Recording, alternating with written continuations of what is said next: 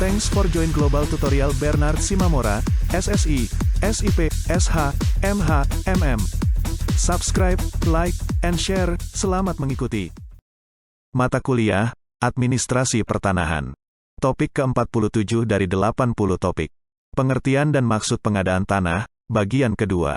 Pengadaan tanah untuk kepentingan umum dilakukan dengan bantuan panitia pengadaan tanah yang dibentuk oleh gubernur. Panitia ini dibentuk di setiap kabupaten atau kota.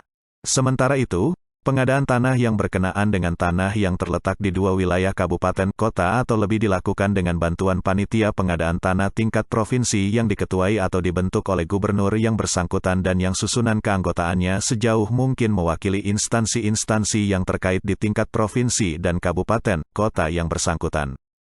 Panitia pengadaan tanah dalam pasal 6 Perpres nomor 65 tahun 2006 terdiri atas 1. Wilayah kabupaten kota dibentuk oleh bupati, wali kota. 2. Wilayah DKI Jakarta dibentuk oleh gubernur. 3. Wilayahnya terletak di dua wilayah kabupaten kota atau lebih dibentuk oleh gubernur. 4. Wilayahnya terletak di dua wilayah provinsi atau lebih serta dibentuk oleh Mendagri yang terdiri atas unsur pemerintah dan pemerintah daerah terkait. 5. Susunan panitia pengadaan tanah ini terdiri atas unsur Pemda terkait dan BPN. Berdasarkan pasal 51 ayat 2 Perpres 71 tahun 2012, susunan keanggotaan pelaksana pengadaan tanah paling kurang berunsurkan 1. Pejabat yang membidangi urusan pengadaan tanah di lingkungan kantor pertanahan. 2. Pejabat pada kantor pertanahan setempat pada lokasi pengadaan tanah. 3. Pejabat satuan kerja perangkat daerah provinsi yang membidangi urusan pertanahan. 4. Camat setempat pada lokasi pengadaan tanah, dan 5. Lurah, kepala desa atau nama lain pada lokasi pengadaan tanah. Adapun tugas dari panitia pengadaan tanah tersebut dalam pasal 7 Perpres nomor 65 tahun 2006 sebagai berikut. 1. Mengadakan penelitian dan inventarisasi atas tanah, bangunan, tanaman, dan benda-benda lain yang ada kaitannya dengan tanah yang haknya akan dilepaskan atau diserahkan. 2. Mengadakan penelitian mengenai status hukum tanah yang haknya akan dilepaskan atau diserahkan dan dokumen yang mendukungnya. 3. Menetapkan besarnya ganti rugi atas tanah yang haknya akan dilepaskan atau diserahkan. 4. Memberikan penjelasan atau penyuluhan kepada masyarakat yang terkena rencana pembangunan atau pemegang hak atas tanah mengenai rencana dan tujuan pengadaan tanah tersebut dalam bentuk konsultasi publik, baik melalui tatap muka, media cetak, maupun media elektronik, agar dapat diketahui oleh seluruh masyarakat yang terkena rencana pembangunan dan atau pemegang hak atas tanah. 5. Mengadakan musyawarah dengan para pemegang hak atas tanah dan instansi pemerintah dan atau pemerintah daerah yang memerlukan tanah dalam rangka menetapkan bentuk dan atau besarnya ganti rugi. 6. Menyaksikan pelaksanaan penyerahan ganti rugi kepada para pemegang hak atas tanah, bangunan, tanaman, dan benda-benda lain yang ada di atas tanah. 7. Membuat berita acara pelepasan atau penyerahan hak atas tanah. 8. Mengadministrasikan dan mendokumentasikan semua berkas pengadaan tanah dan menyerahkan kepada pihak yang berkompeten. Faktor penting yang perlu dipertimbangkan dalam pengadaan tanah untuk kebutuhan proyek-proyek pembangunan sebagai berikut. 1.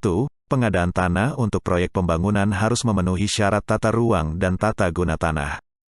2. Penggunaan tanah tidak boleh melibatkan kerusakan atau pencemaran terhadap kelestarian alam dan lingkungan. 3. Penggunaan tanah tidak boleh mengakibatkan kerugian masyarakat dan kepentingan pembangunan.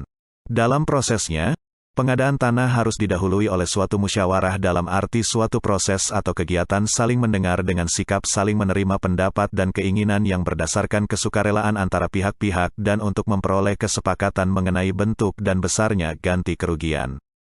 Musyawarah di sini bukan berarti briefing, pengarahan, instruksi, ataupun pecertanyaan sepihak dari pihak yang akan membebaskan tanah tersebut. Akan tetapi, dalam musyawarah itu, semua pihak yang terlibat dalam pengadaan tanah, seperti pihak pembebas, pihak penjual, dan aparat pemerintah setempat, duduk bersama untuk mencapai kesepakatan, terutama mengenai bentuk dan besarnya ganti kerugian. Dengan demikian, tersirat adanya kesetaraan di antara pihak-pihak yang terlibat dalam pengadaan tanah sekaligus juga memberikan suatu jaminan adanya keadilan dalam penentuan ganti kerugian atas tanah yang dibebaskan. Ganti rugi adalah penggantian terhadap hak atas tanah, bangunan, tanaman, dan benda-benda lain yang berkaitan dengan tanah sebagai akibat pelepasan atau penyerahan hak atas tanah tersebut, Perpres nomor 65 tahun 2006, Pasal 12. Ganti rugi dalam hal pengadaan tanah diberikan untuk 1. Hak atas tanah, 2.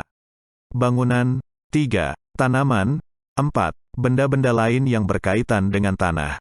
Berdasarkan pasal 33, penilaian besarnya nilai ganti kerugian oleh penilai dilakukan bidang per bidang tanah meliputi 1. Tanah, 2. Ruang atas tanah dan bawah tanah, 3. Bangunan, 4. Tanaman, 5. Benda yang berkaitan dengan tanah, dan, atau 6. Kerugian lain yang dapat dinilai. Bentuk ganti rugi yang diberikan oleh pemerintah atau pemerintah daerah dalam pengadaan tanah bagi pelaksanaan pembangunan untuk kepentingan umum dapat berbentuk 1. Uang, 2. Tanah pengganti, 3. Permukiman kembali, 4. Gabungan dan 2 atau lebih bentuk ganti kerugian di atas, 5. Bentuk lain yang disetujui oleh pihak-pihak yang bersangkutan. Dalam hal pemegang hak atas tanah tidak menghendaki bentuk ganti rugi, dapat diberikan kompensasi berupa penyertaan modal, saham, sesuai dengan ketentuan peraturan perundang-undangan. Khusus terhadap tanah ulayat, sebagai penghargaan dari hak-hak komunal masyarakat adat, tidak mungkin diukur dengan sejumlah uang, tetapi suatu rekognisi yang dalam Perpres nomor 36 tahun 2005 ditekankan berupa pembangunan fasilitas umum atau bentuk lain yang bermanfaat bagi masyarakat setempat. Dasar dan cara perhitungan ganti kerugian ditetapkan atas dasar berikut. 1. Nilai jual objek pajak, NJOP, atau nilai nyata, sebenarnya dengan memperhatikan nilai jual objek pajak tahun berjalan berdasarkan penilaian lembaga, tim penilai harga tanah yang ditunjuk oleh panitia. 2. Nilai jual bangunan yang ditaksir oleh perangkat daerah yang bertanggung jawab di bidang bangunan. 3. Nilai jual tanaman yang ditaksir oleh perangkat daerah yang bertanggung jawab di bidang pertanian. Faktor penting yang perlu dipertimbangkan dalam pengadaan tanah untuk kebutuhan proyek-proyek pembangunan sebagai berikut. 1. Pengadaan tanah untuk proyek pembangunan harus memenuhi syarat tata ruang dan tata guna tanah. 2. Penggunaan tanah tidak boleh melibatkan kerusakan atau pencemaran terhadap kelestarian alam dan lingkungan. 3. Penggunaan tanah tidak boleh mengakibatkan kerugian masyarakat dan kepentingan pembangunan. Demikianlah materi topik ke-47, Administrasi Pertanahan.